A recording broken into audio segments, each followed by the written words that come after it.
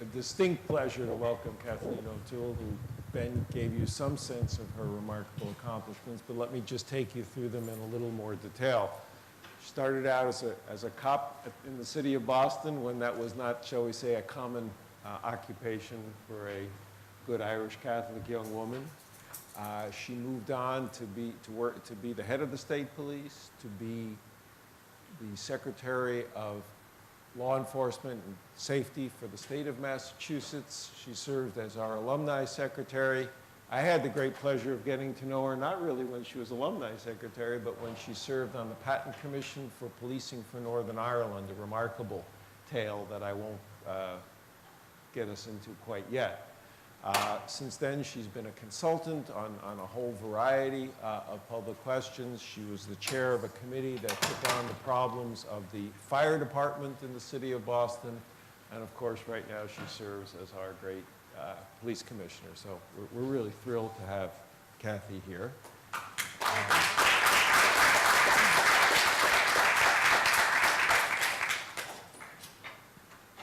Let me just start by taking you back to your student days and ask you, in this extraordinary career that you've had since you've left our Eagle Land, tell us what it is about being at Boston College that you found most useful, most helpful in your later career.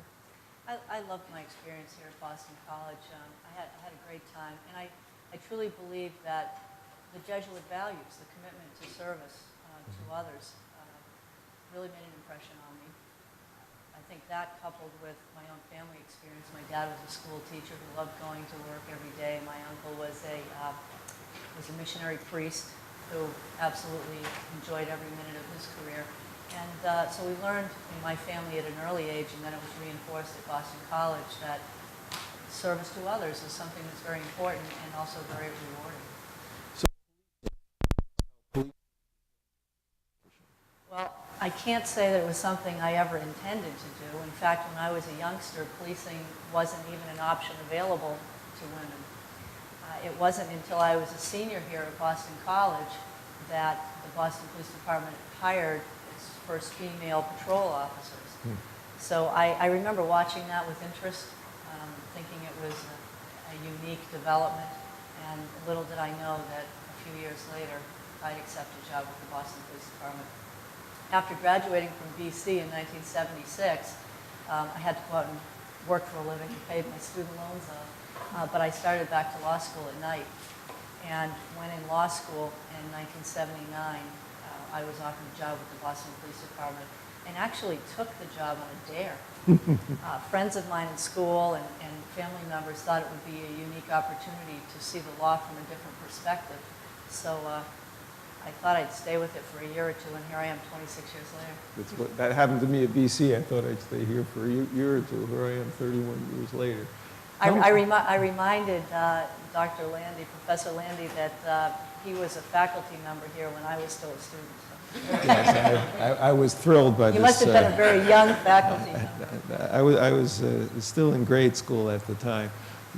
Tell us about being a beat cop as a woman in Boston in the 1970s. Yeah, I loved every minute of it, and there are days when I wish I could turn the clock back because it was such an exciting and such a rewarding career. And I did work as a beat cop in uniform. That was my first job. And police work is much more than we see on television every night. Police work goes way beyond car chases and felony arrests and shootouts. 90% of police work is service, providing service to people in need 24 hours a day when nobody else is available. And while it was very exciting to make those felony arrests, to arrest bank robbers and others, it was even more rewarding to save lives and deliver babies and the things that don't get the attention publicly that police officers do day in and day out. We right now in the Boston Police Department spend far more time on prevention and intervention and service than we do on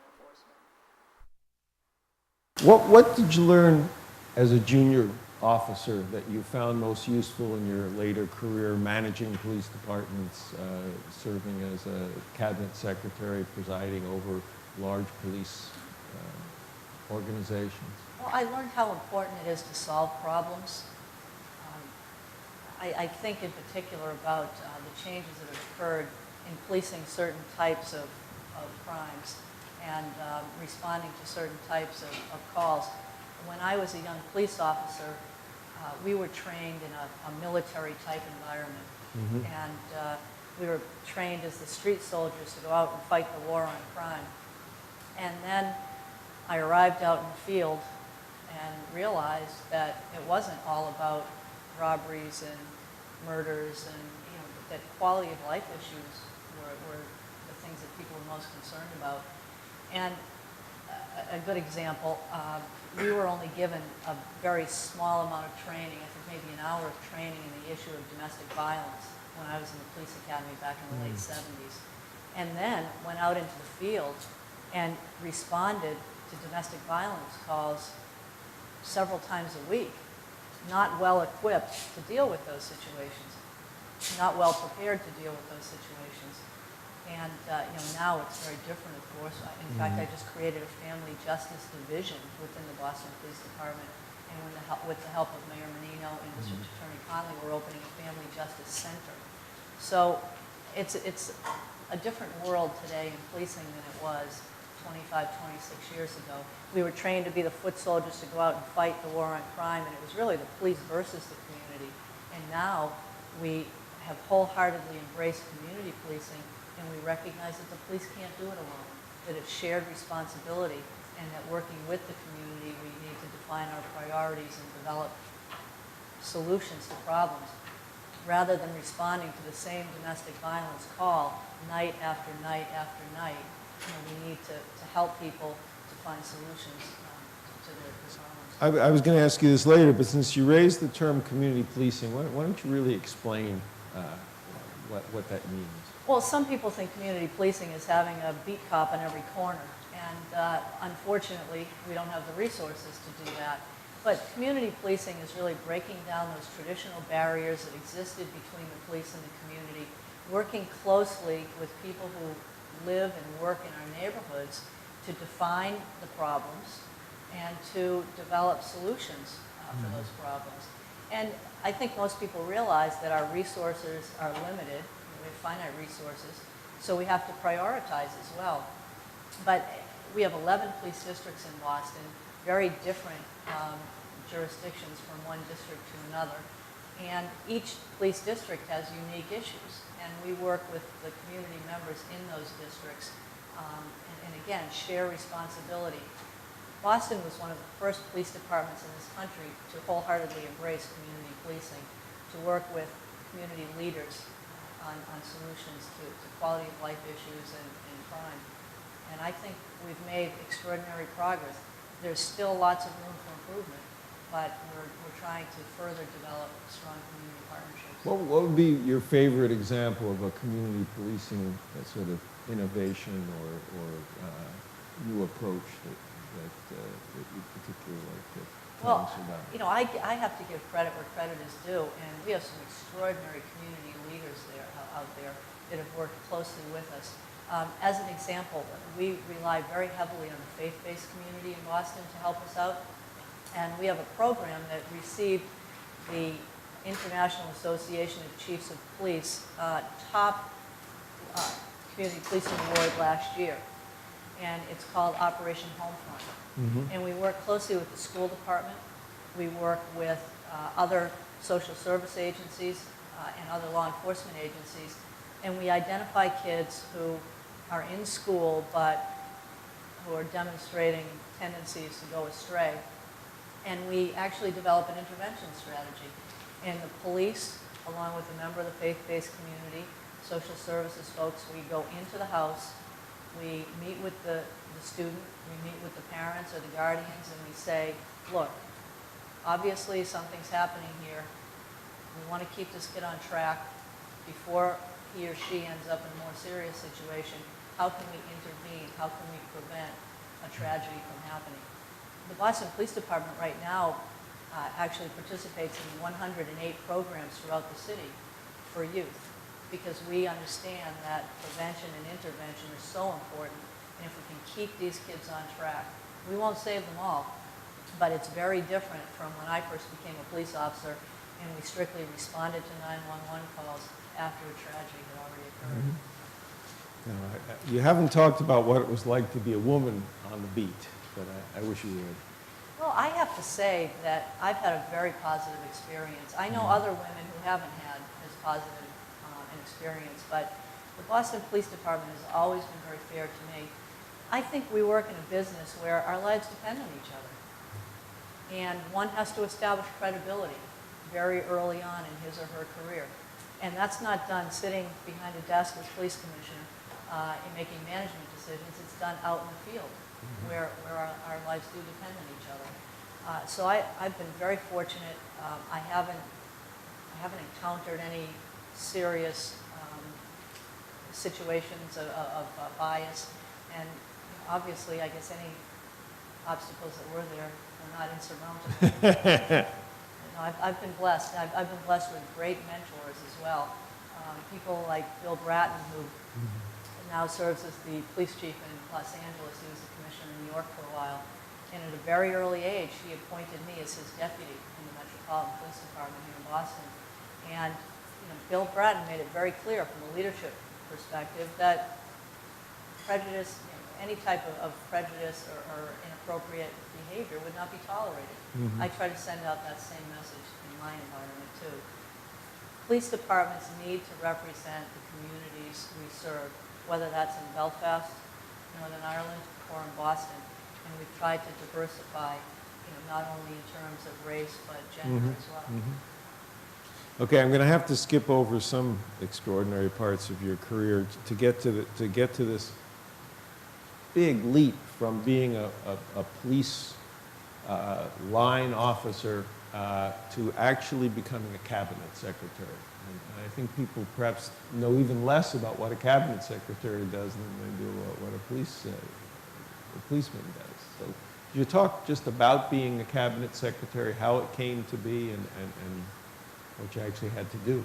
Well, again, I wish I could say I've been strategic in my career, but this one, that appointment also came as a surprise.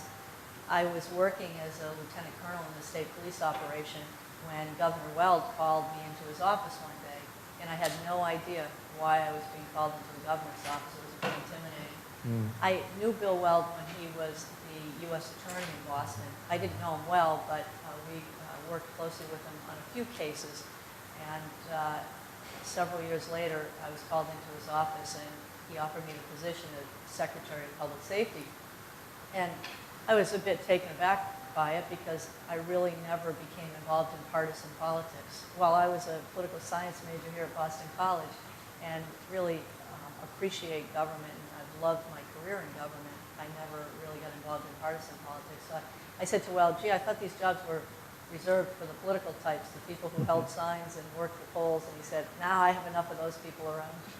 And he said, and I value them, don't get me wrong. But he said, I think you're a pretty good cop, and I'd like you to do this job. I had no idea what was in store for me. Within a few days, I realized that I was immersed in this massive bureaucracy where I was responsible for 20 agencies, 10,000 employees, and over $1 billion a year operating budget. And it was an extraordinary experience because while I was still responsible for the oversight of the state police operation, I had many other diverse agencies as well. I was responsible for emergency management and fire services and parole and the Department of Correction, all the prisons in the state. And it really gave me a much broader perspective on the whole public safety arena. What was the biggest challenge that you faced in that job? As Secretary of Public Safety, it's probably similar to the challenge that I face today. In our business, unfortunately, we have so many crises, we have so many emergencies, that it's a big challenge to step away from the day-to-day crises and spend lots of time on strategic thinking, on management issues. And I forced myself to do that as Secretary of Public Safety. It was baptism by fire when I was appointed in 1994. Within the first 5 weeks, we had 6 or 7 major public tragedies or emergencies that I had to respond to. And finally, after a few months, I said, look, I could spend the rest of my life doing crisis management, but to really make a difference in this job, I need my team to step aside and think more strategically and get more involved in prevention and intervention. And in terms of strategy, when you were able to step back a little bit, what were the big strategic issues that you tried to cope with? Well, because it was such a massive bureaucracy and I did not intend to micromanage, I thought it would be smart to set some themes for the organization. And in number one, I focused on partnership. Because for too long in government, and especially in the public safety arena, we were distracted by turf issues. And I thought it was really time to break down some barriers, work more effectively with other agencies, harness resources, and we spent a lot of time doing that when I worked as Secretary of Public Safety. We spend a lot of time doing that now in the Boston Police Department. My second priority was technology. It was during the mid-90s when new technology was available to us, and we were able to embrace technology to help us with some of the complicated issues we were facing. For instance, an example, we created an online domestic violence registry. We were the first in the country to do that. So we could tell anytime, 24/7, if there was an outstanding restraining order, or if we were responding to a residence where there was a history of domestic abuse. You know, prior to that, we used to respond to calls and we'd never know what had happened at a particular location in the years before that. My third priority was re-engineering. I said, it became a corporate buzzword back then, and I said, if it's good enough for corporate America, it's good enough for us. And basically, my definition of that was blow up the bureaucracy and make government more user-friendly. And finally, it was violence prevention with particular focus on youth violence and domestic violence. Okay, as a political science major, I now want you to talk about the political side of the job. What was it like relating to the governor, to his people, to the legislature, the Finnerings, the Bolgers? Well, Bill Weld was an extraordinary boss, and Tom Menino today is an extraordinary boss, and they're two entirely different personalities. But when I worked for Weld, he wasn't at all a micromanager. He was a great delegator. Some used to critique him or criticize him for being disengaged, but he wasn't at all. He was a very smart guy, but he was a great delegator. He pretty much said to me, okay, you're the public safety expert, take the ball and run with it. But I always knew that if I had a big challenge, he was right behind me. And the thing I always admired about Weld is that when we had a challenge and it was principle versus politics, he always came down on the side of principle, as politically painful as it was from time to time. Now I work for Tom Menino, a very different personality, but a very principled man as well. But Menino is very hands-on. You know, he likes the real hands-on. He plays the role of the urban mechanic really well, and stays very, very involved day to day in the way we do business. Okay, again, I'm going to have to gloss over all kinds of interesting stuff and take us to the Patent Commission, which I know a bit about because I was lucky enough to be involved in Northern Ireland at sort of the same time that you were. But for the rest of the folks, what was the Patent Commission? When George Mitchell negotiated the peace agreement in the spring of 1998, often referred to as the Good Friday Agreement, the Belfast Agreement, there were two issues that remained unresolved. One was the issue of decommissioning the paramilitary weapons, and the other was the issue of policing. The policing issue was one of the most contentious, if not the most contentious issue in Northern Ireland, because the Protestant Unionist community felt that the police had done an extraordinary job, that but for the police, anarchy would have erupted in Northern Ireland. But the Catholic nationalist community had little or no trust in the police. They looked at the police as an arm of the British government and not representative of their community. In fact, at one point, the police service in Northern Ireland was over 95% Protestant Unionist, represented the Protestant Unionist community. Very similar to the challenges we faced here in the 60s and 70s in policing here, where we were going into inner city neighborhoods and the police departments did not reflect the communities that they served. So there was little or no trust in the police, and by the Catholic community, and the Protestant Unionist community had great respect for the police. It was a very divisive issue. Many of the Catholics thought that the police had murdered Catholics and had worked in concert with Protestant paramilitaries. So there were all kinds of allegations of corruption, collusion, and very, very serious allegations. And again, the Protestant community was very supportive of the police. So very divisive issue. Couldn't be resolved politically, so it was recommended that an international commission be developed. There were 8 of us from all over the world. Chris Patton, the last British governor of Hong Kong, was our chair. He brought an enormous amount of credibility to our process, a very principled and capable politician, a genuinely nice man, and he provided great leadership. There were, I said it's like the story of Noah's Ark. There were 2 of everything. There were 2 women, there were 2 academics, there were 2 police professionals, there were 2 people from Northern Ireland, and at the end of the day, we all came together and unanimously presented our report with 175 recommendations for a new beginning for policing in Northern Ireland. Were you the only American? There was one other American. Oh, 2 Americans. He was the president of John Jay College in New York City, Jerry Lynch. He was an academic. So talk about your role, though. What did you actually bring to the table? Well, it was an interesting experience because in Northern Ireland, it seems that everybody has to quickly determine which side one is on. And when I was first appointed, on day 1, the media reported the appointment of Kathleen O'Toole from Boston to the Patent Commission. And immediately the unionist community in Northern Ireland responded, "Oh, O'Toole from Boston, she must be a Republican sympathizer." And within 24 hours, the pendulum shifted because they became aware of the fact that I'd participated in programs here at Boston College and at Harvard University, where representatives of the police, not only in the Republic of Ireland, but in Northern Ireland, were. People had attended programs here and there. And so now there was suspicion that maybe, I was a wolf in sheep's clothing. So for the next 18 months, I think people spent lots of time trying to figure out exactly which side I was on. Personally, while I was very proud of my Irish roots, I knew little about the political conflict there, other than that I read in the Boston Globe from time to time. I went there as a police expert, not as a political expert.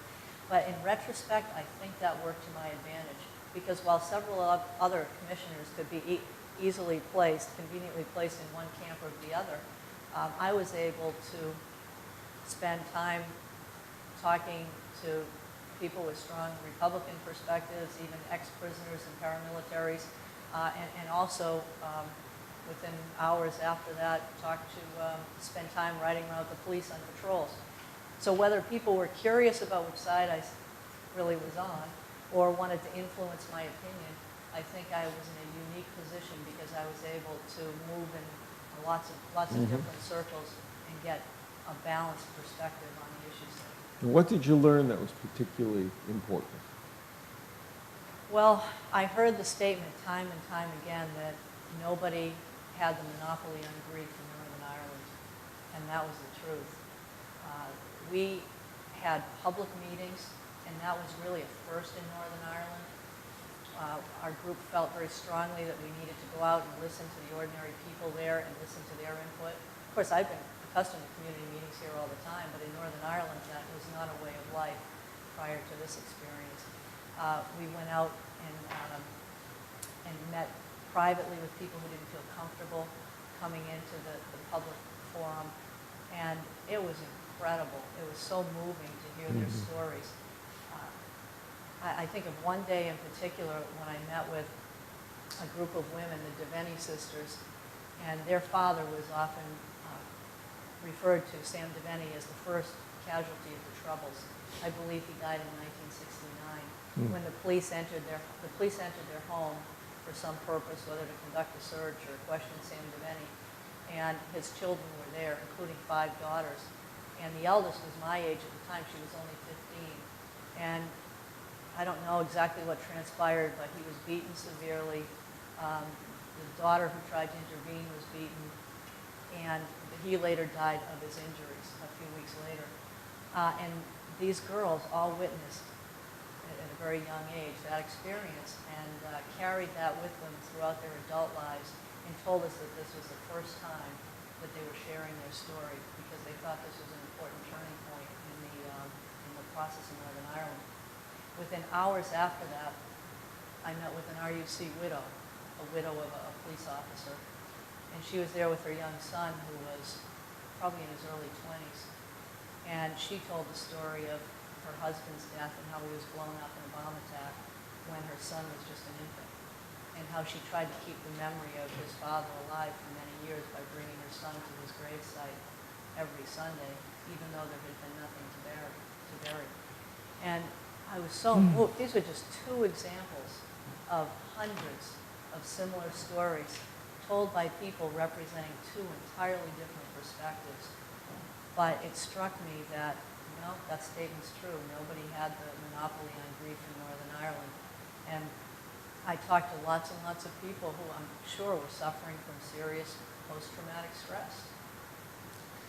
Now, I know there are 175 recommendations, so I won't ask you to. This isn't an exam. You don't have to talk about all 175. But my question would be, what do you think was what were the most important? What really mattered? Well, first of all, we said the composition of the department. It's essential to get a more representative police department in Northern Ireland. And we recommended some fairly dramatic measures, one-for-one recruiting. And that's controversial. It's been controversial here in this country. But in order to get a critical mass of Catholics into the police service of Northern Ireland, we felt we had no alternative but to do that. Now, they have been able to attract many Catholics since. They've hired one-for-one since we reported out in the late 90s. So they've made substantial improvement until Catholic Republicans also sign up for the police. It still won't be representative of the community at large, but for political reasons, Sinn Féin and some others have discouraged people from joining the police. Hopefully, there's a turning point now. We're at a turning point now, and they'll encourage their members to join as well. So we recognized that we needed a more diverse police department. Also, accountability. I'm trying to bring more accountability to my organization, and I think accountability and transparency are very important in policing. But we put together very elaborate systems for accountability in policing in Northern Ireland.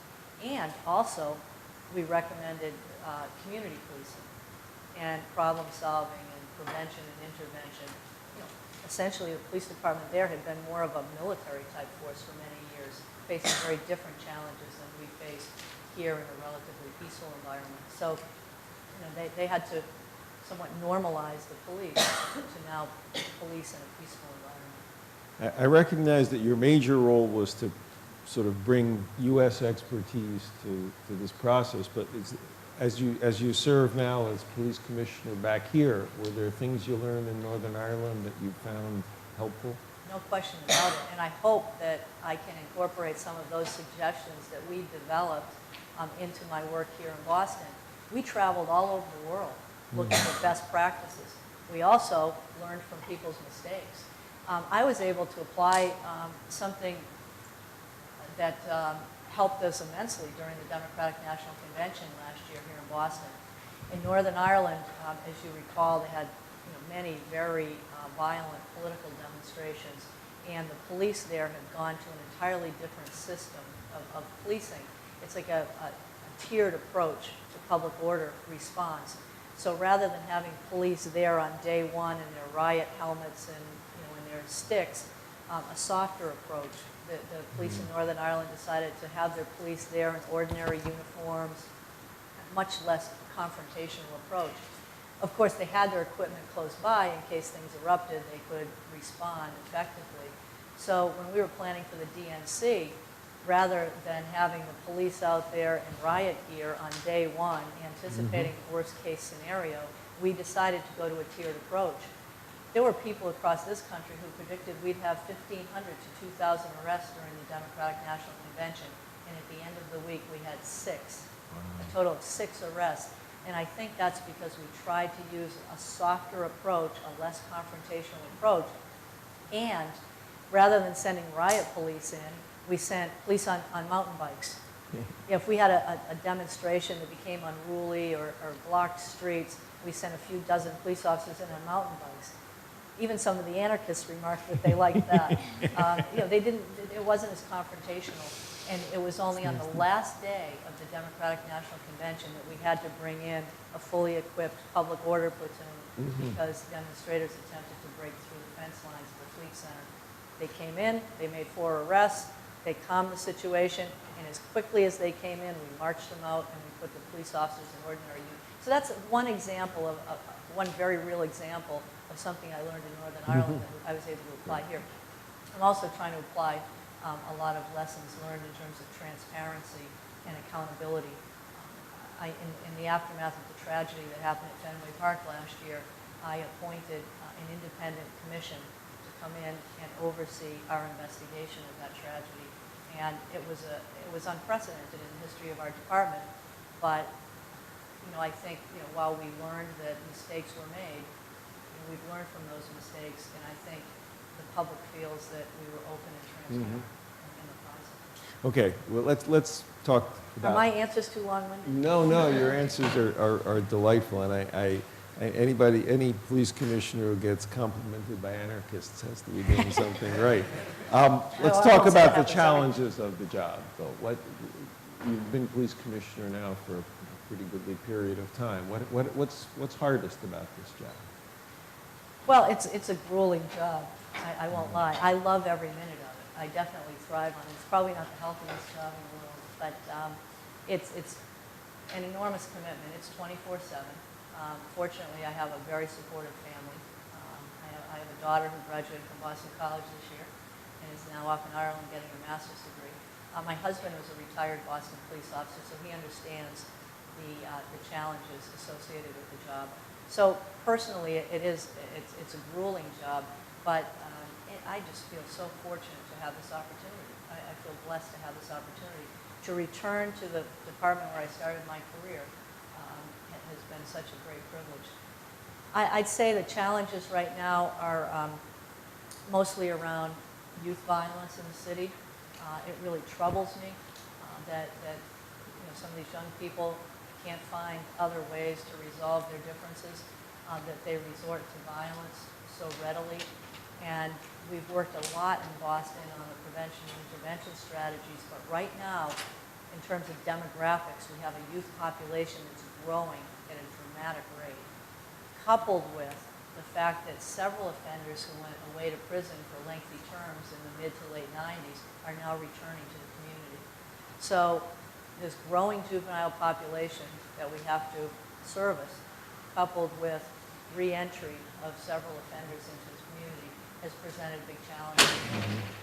And in addition, we've lost a substantial amount of federal and state funding, so I could not have taken this job at a worse fiscal time. We're down a few hundred police officers in Boston, and so trying to do more with less has been a challenge as well. Does community policing mean the same thing now as it did when you started on the police force? Or do you have the same understanding? Community policing was seldom mentioned when I was first a police officer. We responded to 911 calls, and it was very reactive. I recall in the early to mid 80s, people started talking about community policing, but each district had an officer who was assigned as the community policing officer, which basically excused everybody else from doing it. Right. In my opinion, every single officer in our department has to be a community police officer to realize the full potential of community policing. What's especially good about the Boston Police Department? You're going to look at your subordinates. I tend to be a bit biased. Yeah. It's an incredibly proud organization. We are the oldest police department in this country.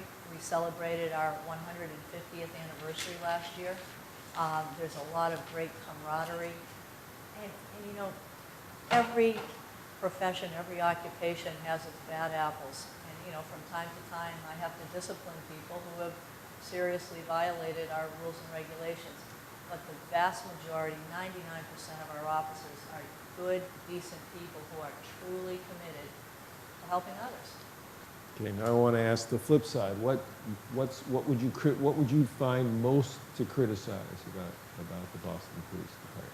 Well, I think we've been a department in the past that's been fairly insular. And I think this applies to policing in general. This is not unique to Boston. But in police organizations, they've been fairly insular, and especially prior to community policing. I think that sometimes it was perceived as secretive, and but I think we've overcome that to a large extent in recent years. I think we're less insular, we're less parochial now.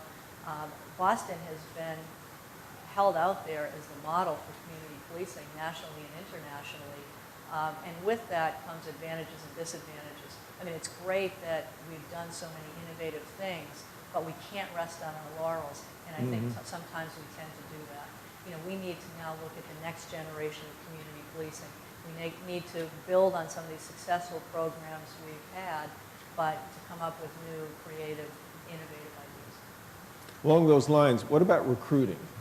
How's that going, and what sort of strategic view do you have of recruiting? Well, I've put together a full-time recruiting initiative because I don't think there's anything more important than that in our organization. I personally get out to schools every week, and every time I speak to young people, I try to emphasize the opportunities that exist in policing. Unfortunately, I think it's a business that's misunderstood because people think that what they see on Law and Order and CSI is what policing is all about, and it goes well beyond that.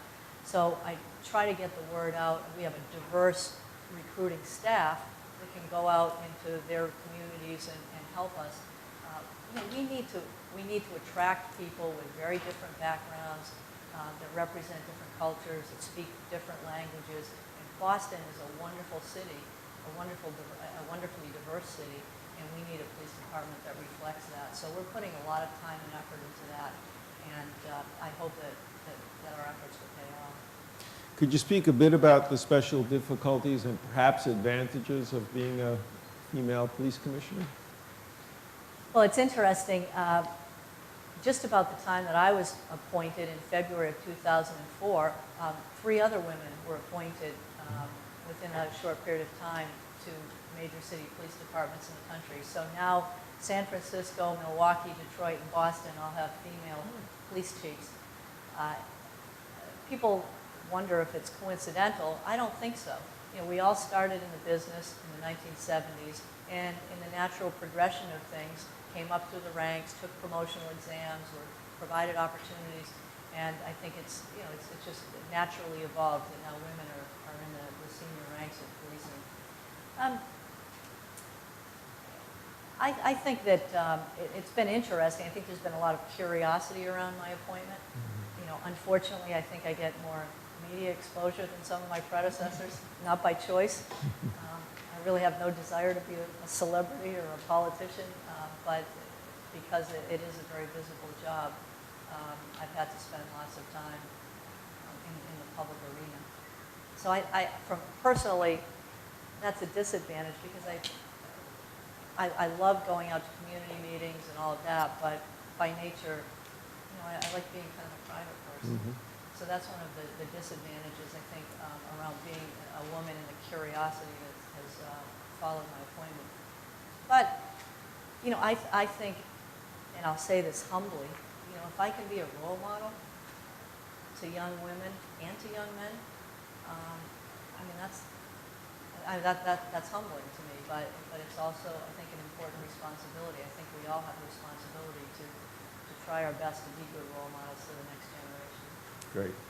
Well, I've monopolized the questioning, and I'm now prepared to share the opportunity. We have mics on both aisles, and I'm just going to ask you, if you have a question, please to form a line behind either mic, and I'll call on you and sort of be the traffic cop under my commissioner's auspices. We'll deputize you. I'd actually, if it's all right, like to start out. I'm interested in kind of your role in the public sphere that you were just mentioning, and for students interested in either a career in law enforcement or in crisis management or communications, how did you develop those skills, and how do you approach a situation when you're walking out and there's 20 cameras on you and you know everyone's going to be talking about it the next day? Well, that's a great question, because people often ask me that. And I will never forget being a young Boston police officer after graduating from law school. I was asked to teach at the police academy. And I had to go in to teach my first class to young recruits. And I was absolutely scared to death. And now it's just so, it's just such an ordinary experience for me to walk into an environment where there's a bank of TV cameras. So I guess for those of you that are intimidated by public speaking, don't fear. I think experience really, really helps. Obviously, I've never received any formal training. I could probably use some. But I've found that, you know, I just try to be direct and be honest, and people seem to appreciate that. This undergrad over here. Well, I have a question for you, Kathleen. As you know, and folks in this room don't know, Boston College Magazine is about to publish a profile of you. And one of the things I remarked on reading the reporter's material is the amount of time you spend talking to people who've been affected by crime. We have probably 150 photos of you meeting with people whose children, whose husbands, whose whatever, and who seek you out. And my question is, do you as a woman have an extra obligation? I was trying to imagine your predecessors doing this, to be compassionate and to be the kind of person, when that young woman was killed at Fenway Park, I remember reading the next day, or that night, I don't recall, you were up at her house in a suburb, I think north of Boston. Do you feel an extra obligation? Do people put upon you an extra obligation to show compassion as opposed to a kind of hardness or that's expected of police? Would a male police commissioner be expected to do the kinds of things that you do, visiting houses, knocking on doors, hugging people? Well, I would hope that male police chiefs would do that, because I think compassion is an incredibly important part of our business. You know, we confront people who, you know, are facing crisis, facing tragedy every single day. And, you know, I think it's so important to be empathetic, to be compassionate.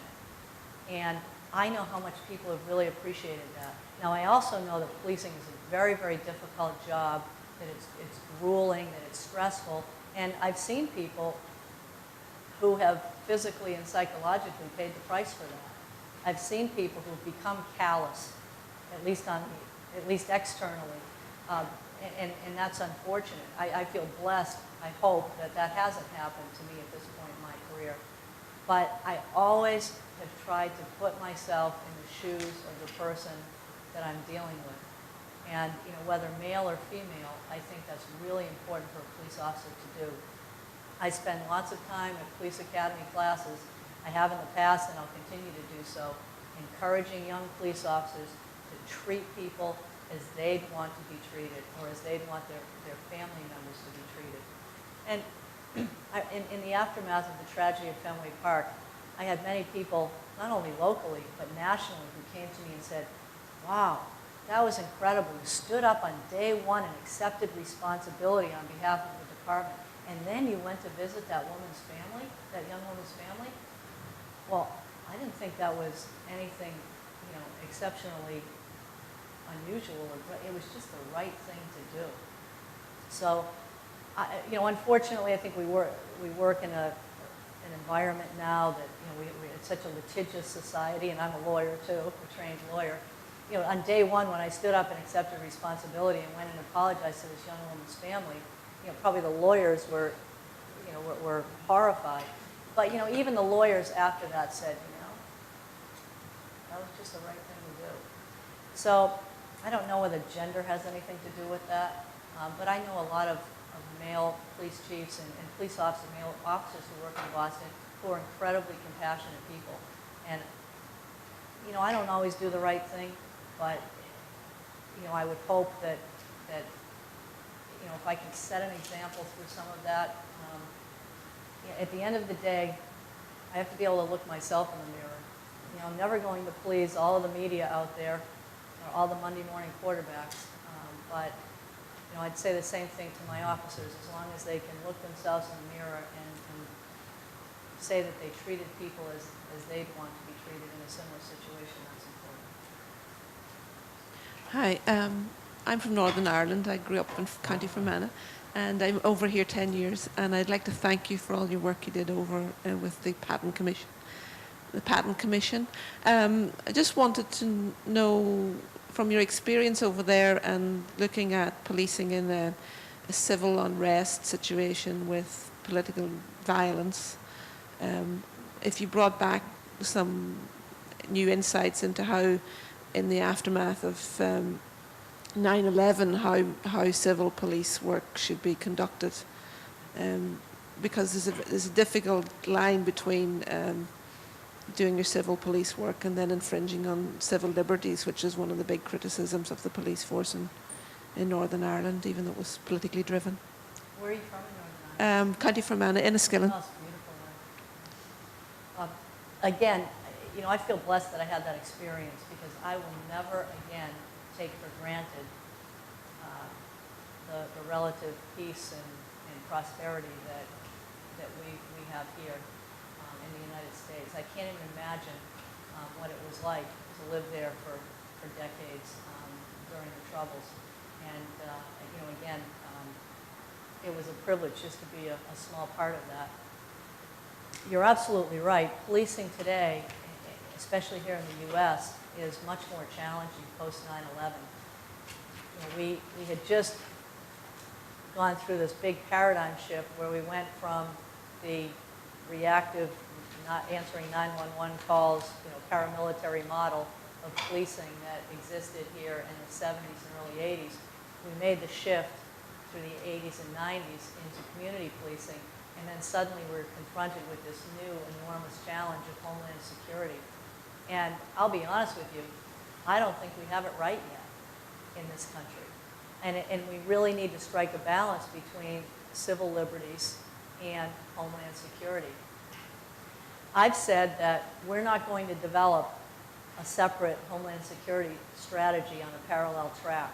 We are going to develop our homeland security strategy in Boston on the backbone of community policing. And we're going to involve those who work and live in our community in that process. We're going to enlist people to be our eyes and ears. So if they see something peculiar happening in Boston, they'll report it to us and we can act accordingly. We're developing a curriculum right now that's sensitive to different cultural issues, and we don't want to create an environment where we have vigilantes out there working in our community, stereotyping or profiling individuals moving into their neighborhoods. But we want people to know what to look for and when to report it. So we're working to develop a curriculum so we can go out and enlist the community's help. If we have members of our community that have been willing to work with us on guns and gangs and drugs and quality of life issues, why wouldn't they work with us to help protect our homeland? So that's what we're trying to do here in Boston, create a homeland security strategy that's integrated with our community policing strategy. But it's a real challenge, especially from a local perspective, working with both state and federal government agencies in order to make sense of all this, because we've all had to undergo dramatic changes in the way we do business. I'm really proud to say that in the Boston area, unlike any place else in this country, we have extraordinary interagency relationships between federal, state, and local law enforcement. Unfortunately, in other areas of this country, those partnerships don't exist like they do in Boston. They paid off for us during the DNC, and I think they're paying off for us day in and day out on the Homeland Security front. But we do have, there is a lot of room for improvement.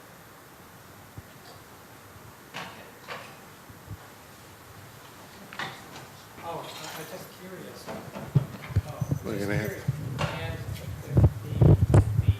the effort to incorporate Homeland Security-like issues taken away from other activities at the department, and because there was this FBI report that was sitting out that was saying that there may be possibility that the FBI has been focusing so much of their resources on security-like issues that they may have been lacking in, addressing the traditional issues and so forth that you can be.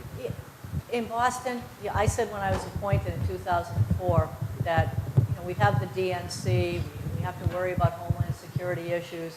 We have lots of different, variety of different challenges we're facing, but our number one priority will continue to be community policing with particular focus on our children. Because if we don't get that right, forget it. So that is definitely our number one priority.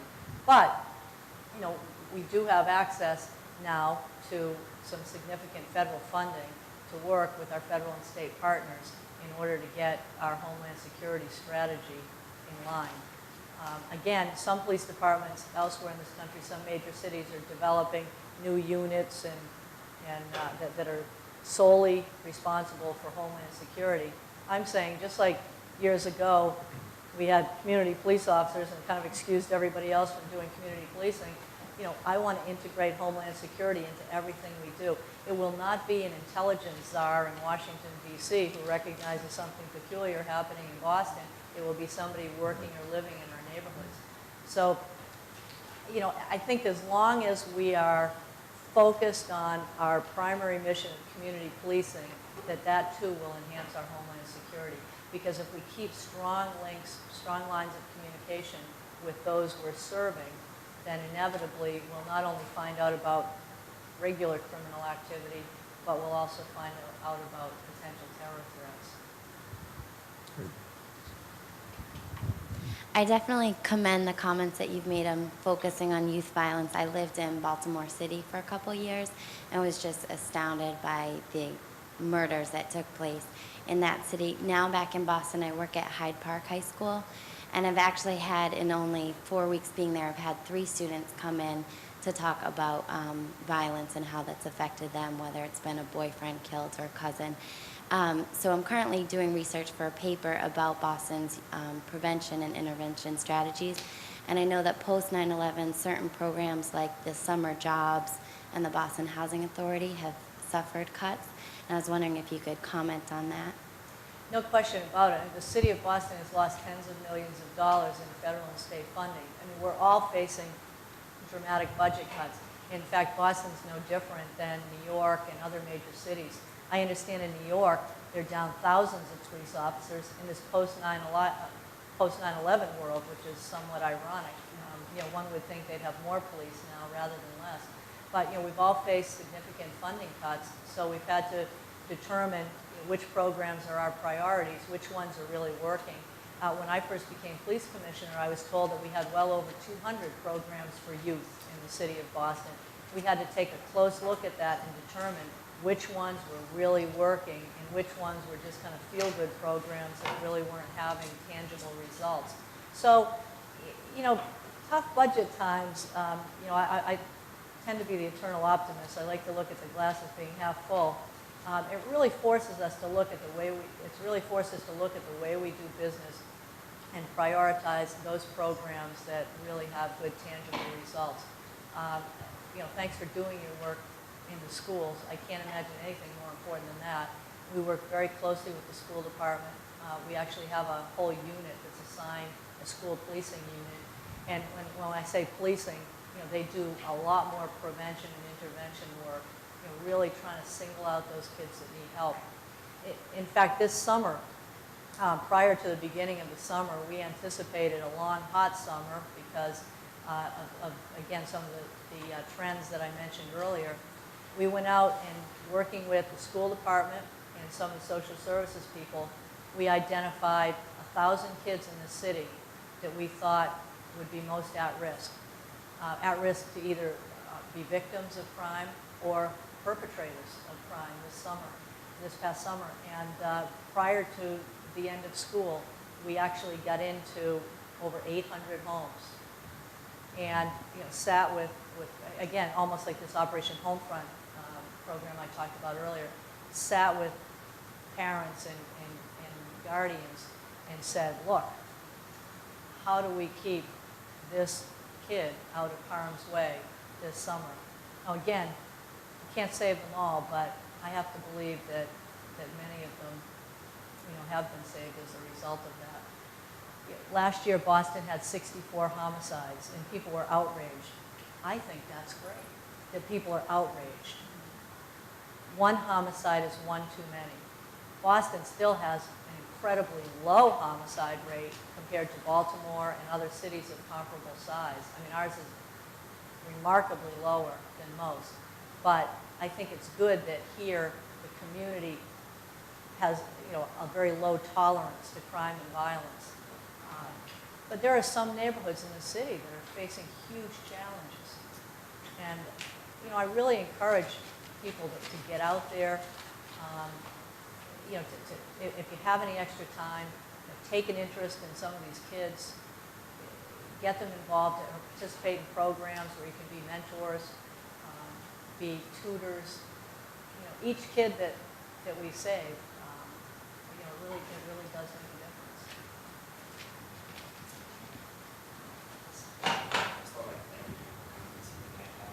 Would you go to the microphone? Go ahead, why don't you take this question and go back? I was just wondering how Boston College prepared you for the challenges of being police commissioner for the largest city in New England. Well, when I was a Boston College student, I never imagined that I'd be police commissioner in the largest city in New England. But I'll say this, that, first of all, I think it was an extraordinary education, even back then, and it's a stronger school now than it was when I attended. But it was still an extraordinary education. The relationships that I developed then and have developed as part of the alumni group over the years, it served me incredibly well. I mean, there's an unbelievable camaraderie with Boston College alumni. Some of the most successful business leaders and government leaders in Massachusetts and beyond are Boston College alums. And they've all been there 100% behind me, whether working in this job or other jobs. And that's been enormously helpful to me. But I go back, in a more philosophical way. I go back to, the real emphasis on the values and the importance of serving others. And I think that really had a great impact on me when I was here. And I reflect on that often. And I hope that still rings true in the education here at Boston College, because it certainly affected me. And I know every time I attend an event out here, people still refer to the Jesuit values and, the importance of serving others. And so I'm hoping that that's as much a part of this institution as it was when I was here many years ago. Good evening, Commissioner. Is this on? Okay. I can It's a pleasure having you here today. My name is Justin. I'm a student in the Graduate School of Social Work here, and I had the good fortune of being able to travel over to Northern Ireland this summer through the School of Social Work, and got to interact with some of the Police Service Northern Ireland. They did a public relations event for us, and it was impressive to see the changes that have gone on there, and after having done research on it. But one of the things I was impressed with was the police ombudsman program. And I guess, there's been, since I've moved to this area as a student, there's been a lot of, I guess, criticism of the police department, or maybe concerns over that there should be more accountability towards civilians with the Boston Police Department. I was wondering if maybe you could speak on that. Well, I think there should definitely be lots of accountability in policing. We have a lot of authority to affect people's lives, and therefore we have to be accountable for our actions. I think the Ombudsman program in Northern Ireland is a fantastic program, and I think that it's worked well. I think it too, it has room for improvement, but I think in a very short period of time, They've done some extraordinary work.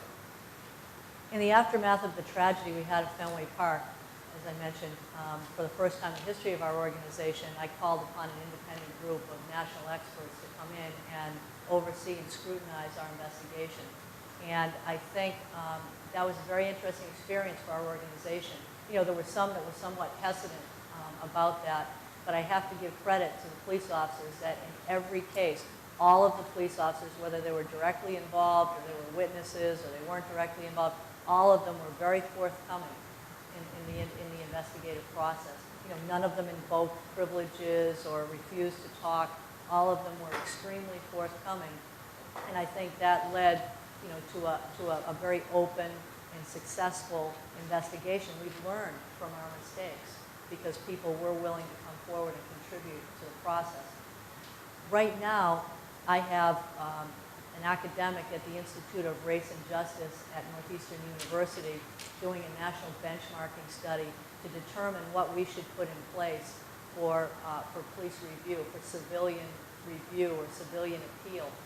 Back in the early 90s, after an external study of the Boston Police Department by the St. Clair Commission, it was determined that the Boston Police Department should put together some type of appeals process for people who were dissatisfied with the response they received from Boston Police Internal Affairs.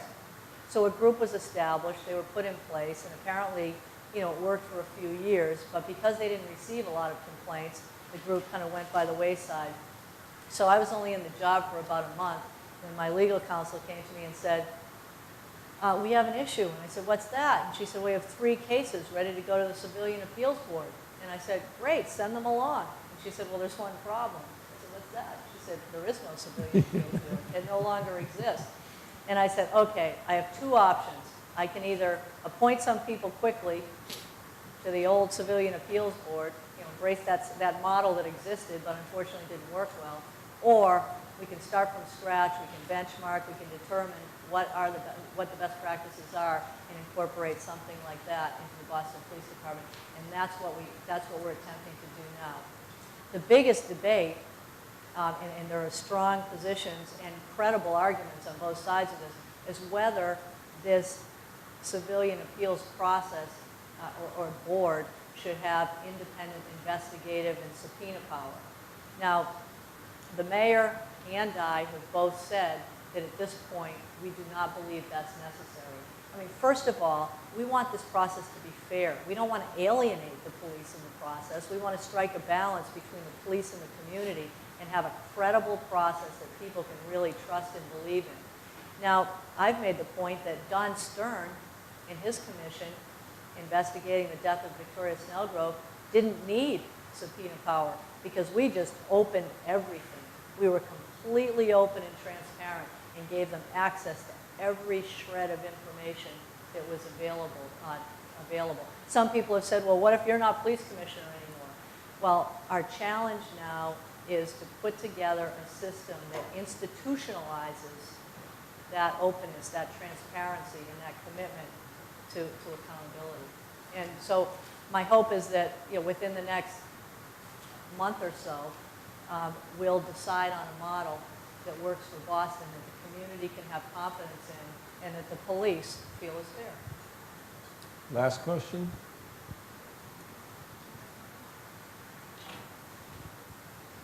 Hi. I'm actually a Boston University student, and I lived, I know I'm in enemy territory, but I lived in Kenmore Square. I still do, and I've noticed the overwhelming police presence now during the Red Sox playoffs and last weekend with the Yankees in town. And I was just wondering, when you were talking about this community policing and everything, did you talk to students? And, you know, I was baffled last year with all the violence and the horrible things going on and why students were so destructive, you know, because great things were happening in Boston and it was a horrible tragedy what happened. And I was just wondering if you talked to students to get their perspective as to maybe why this happened. I am so glad you asked that question. Yes, in fact, I think that much of the success that we've realized over the past year can be attributed to student involvement. We had, prior to my appointment, we had one horrible tragedy when young Jamie Grabowski was killed by a car that was trying to flee the scene because the driver apparently felt intimidated by the crowd. Horrible tragedy. And it was determined that the Boston Police Department wasn't as well prepared as they should have been for those events. Then we had the tragedy with Victoria Snellgrove, a completely innocent college student bystander who was waiting for her car that was trapped in the garage, in this melee, and police activity had blocked the garage, and she couldn't get out of there. A week after Victoria Snellgrove died, we had the World Series in Boston. And we went out and we appealed to people to be responsible. We talked to the university administrators, and we increased the number of police. We dramatically changed our operations plan. And still, we had tens of thousands of people converge on Kenmore Square. And even if just a few of them are determined to cause trouble, it can create a riotous situation for everyone. And it did. In fact, that night, many people don't know this, when the Red Sox won the World Series, a young man climbed to the top of a pole in Kenmore Square, and he was obviously intoxicated. He fell from that pole, had a very serious injury, and almost bled to death. So we almost had another tragedy only a week after Victoria Snellgrove died. Now, I don't know when flipping over cars and lighting fires and throwing flaming projectiles became acceptable celebratory behavior, and I'm sure all of you here would agree, because 99% of the college students here are responsible young people who like to party, like to celebrate, and rightfully so, but it's only that small percentage that unfortunately give everybody a bad name. So after the World Series, we then had the Patriots season, the very successful Patriots season. And in preparation for the Patriots Super Bowl, we reached out and I invited all of the student government leaders from the colleges and universities in Boston to come to a meeting in Boston Police Headquarters. And we actually met a few times, and in preparation for the Super Bowl. And I absolutely believe that their involvement was a turning point for us. They went back to their respective colleges and universities. They editorialized in their newspapers. They appealed to the student bodies to be responsible and to avoid situations that could potentially be dangerous. They worked with college administrators to develop alternatives for celebrating. I thought it was great when they were giving out free iPods at BU if everybody stayed in the location where the party was happening. And as the result, nothing materialized in Kenmore Square.